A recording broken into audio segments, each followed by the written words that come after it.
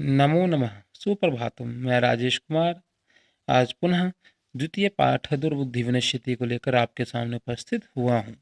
तो छात्रों, आज हम इस अध्याय के सप्तम प्रश्न को पढ़ेंगे और उसके पश्चात योग्यता विस्तार को पढ़ेंगे। कल हमने इस अध्याय के पंचम और षष्ठम प्रश्न को पढ़ा था।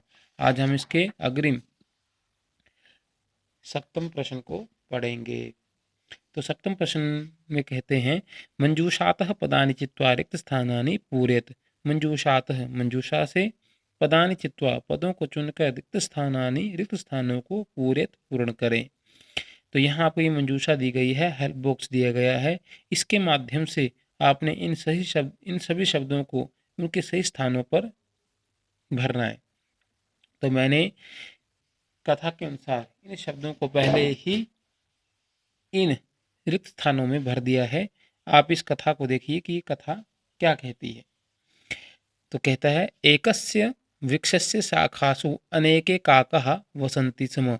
एकस्य, एक वृक्षस्य, वृक्ष की, शाखासु, शाखाओं में, अनेके, बहुत से, काकः, कौवे, वसन्ति स्म, रहते थे।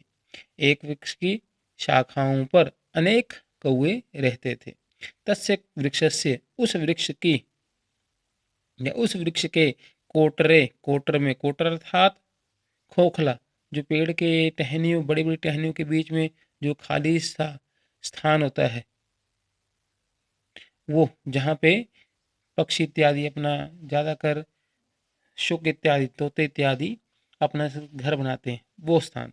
तस्य वृक्ष से, उस वृक्ष की या उस वृक्ष के, कोटरे, खोखले में या कोटर में, एक सर्पापि अवसत, एक सर्प, एक सांप भी, अपियुत भी, अवसत रहता था।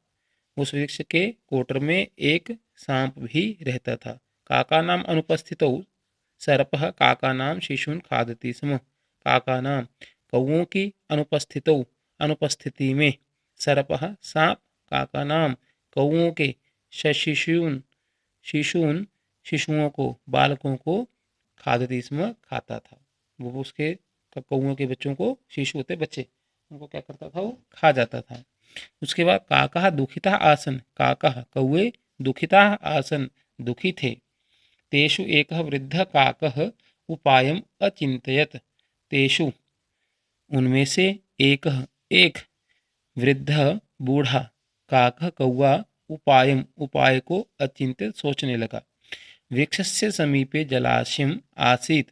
वृक्षस्य, वृक्ष के, समीपे, समीप में, पास में, निकट में, जलाशय, तालाब, आसीत, था। वृक्ष के समीप में तालाब था।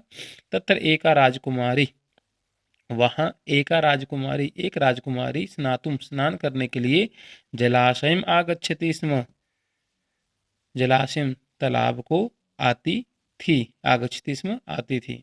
वहां एक राजकुमारी स्नान करने के लिए तालाब को आती थी। शिलायां स्थितं तस्याः आभरणम् आदाय एकः काकः वृक्षस्य उपरि अस्थाप्यत।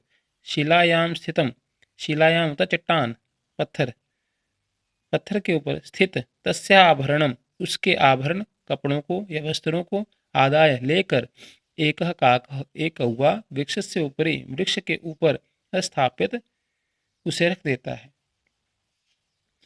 राजसेवकः काकम अनुसृत्य वृक्षस्य समीपम अगच्छन्। राजसेवकः, जो राजसेवक थे, जो उस राजकुमारी के सेवक थे, वो राजसेवकः काकम अनुसृत्य, कौवे का अनुसरण कर, अनुसृत्य होता है अनुसरण कर, वृक्षस्य समीपम, वृक्ष के समीप, अगच्छन्, आए। राजसेवक कौवे का अनुसरण कर वृक्ष के समीप आए। तत्र ते तम सर्पम च अमारयन् च, और तत्र, वहां, ते, उन्होंने, तम, उस, सर्पम, सांप को, अमारयन्, मारने लगे। तो क्या कहता है, और वहां वे, ते का यहाँ मीनिंग दो होते हैं, एक वे और या उन्होंने। तो कहता है, और वहां वे उस सांप को अमारयन्, मारने लगे। अतः वोक्तम, अतः इसलिए, एवोक्तम, कहा गया है, उपायेन सर्वम सिद्ध्यति, उपाय करने से सब कुछ सिद्ध हो जाता है। उपाय करने से सब कुछ सिद्ध हो जाता है। सर्वम सिद्ध्यति, सब कुछ सिद्ध हो जाता है। इस प्रकार आपके द्वितीय अध्याय के सभी प्रश्नों को आज हमने पढ़ लिया है। अब आप इनके जो जलाशय जलाशय का अर्थ यहाँ इनके मंजूषा में दिए गए शब्दों को यहाँ देखिए किस प्रकार भरा गया है। तो प्रथम स्थान पे था तस्य वृक्षस्य कोटरे, कोटरे यहाँ से लिया गया। उसके बाद एक सर्प व्यवस्था काका नाम अनुपस्थित हो, उसके बाद सर्प यहाँ से लिया गया है। काका नाम शिशुन खादते स्म, दूसरे नंबर पे आ गया सर्प। फिर उसके बाद काका दुखिता आसन, दुखिता कहाँ से लिया गया, यहाँ से। ये दुखिता ये शब्द यहाँ से लेकर यहाँ भरा गया। तेषु एक वृद्ध, वृद्ध कहाँ से लिया गया, ये वृद्ध। काका उपायम अचिंत्यत, अचिंत्यत। उसके बाद वृक्षस्य समीपे, समीपे कहाँ से लिया गया, यहाँ से। उसके बाद दत्तरेक राजकुमारी स्नातुम जलाशयम आगच्छति स्म, जलाशयम, जलाशयम यहाँ से लिया गया। शिलायां स्थितम तस्य आभरणम आदाय, आदाय यहाँ से। तत्पश्चात राजसेवकः काकम अनुसृत्य वृक्षस्य समीपम अगच्छन्, वृक्षस्य यहाँ से लिए गए। ये 10 रिक्त स्थान दिए गए थे और यहाँ भी 10 ही शब्द दिए गए थे। इन 10 शब्दों का हमने सही स्थानों पर प्रयोग करके इस कथा को संपूर्ण किया। अब आइए हम इसके ध्यातव्यम को देखते हैं। ध्यातव्यम अर्थात ध्यान योग्य क्या है। कहता है इयम कथा, यह कथा पंचतंत्रम इति ग्रंथात उद्धृतः, पंचतंत्र इस ग्रंथ से उद्धृतः ली गई है। पंचतंत्र से लेखक विष्णु शर्मा, पंचतंत्र के लेखक विष्णु शर्मा है। पंचानाम तंत्रानाम समाहार पंचतंत्रम इति, पंचानाम 5 तंत्रानाम तंत्रों का समाहार समूह पंचतंत्रम इति, 5 तंत्रों का समूह पंचतंत्र कहलाता है। अतः पंचतंत्र से पंचभागा संति, अतः इसलिए पंचतंत्र से पंचतंत्र के पंचभागा संति, 5 भाग हैं। मित्रभेद, मित्र लाभ, संधि विग्रह, लब्ध प्रणाश, अपरीक्षित कारकम च। पहला है मित्रभेद, दूसरा मित्र लाभ, तीसरा संधि विग्रह, चतुर्थ लब्ध प्रणाश और पंचम तंत्र है अपरीक्षित कारकम। अस्मिन् पाठे अनवसरे भाषणेन कथम सर्वनाशः भवति इति दर्शितम्। अस्मिन् पाठे, इस पाठ में अनवसरे, अवसर ना होने पर, बिना अवसर के, भाषणेन भाषण करने से, बोलने से, कथम सर्वनाशम नाशः भवति, कथम कैसे, सर्वनाशः भवति सर्वनाश होता है, इति दर्शितम ये दिखाया गया है। पाठ में क्या दिखाया गया है कि बिना अवसर के बोलने से कैसे सर्वनाश होता है ये बताया गया है। क्वचिद मौनम कार्य साधकम भवति, क्वचिद कहीं पर, मौनम मौन धारण करके भी कार्य साधकम भवति, कार्य साधन साधक हो जाता है, अर्थात कार्य संपूर्ण हो जाता है। यथोक्तम जैसा ही कहा गया है, विभूषणम मौन अपंडिता नाम, जो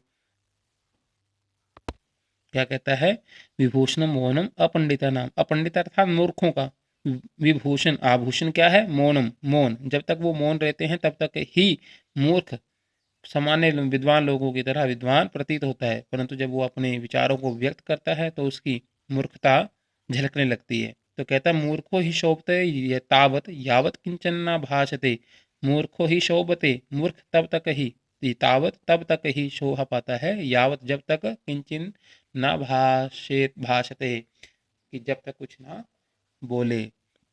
इसलिए हमें बड़ा ही सोच विचार करके बोलना चाहिए तथा सही अवसर पर ही बोलना चाहिए।